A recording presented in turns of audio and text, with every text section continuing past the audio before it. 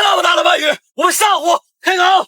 昨天我们将吃剩的龙虾壳捣碎，加入木瓜进行搅拌，制成果壳型窝料，用来打窝，让我收获了许多海货和几只龙虾，其中带籽的螃蟹被我放回了大海，其余的则做了烧烤。这是前几天我们吃剩的龙虾头，足足有12个，这放了几天太臭了，刚好适合打窝。现在我们把这些发酵的龙虾头做成诱饵，用来烹坑。首先，我们利用竹子将这些龙虾头全部捣碎。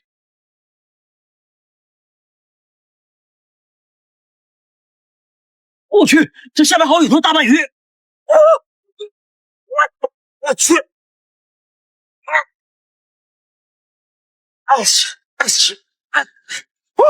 我去，这也太大了，最起码也得有10多斤呢！带回去烤了。终于回来了，我们抓起生活烤鱼。这么大的鳗鱼，我们上湖开烤。这个海胆我们也烤上，这么大的鲍鱼我们也烤上。还有一个小龙虾，这条小石斑已经清理好了，把它晾成鱼干。终于烤好了，饿死我了！我们尝尝味道。我们来个海胆，全是黄啊。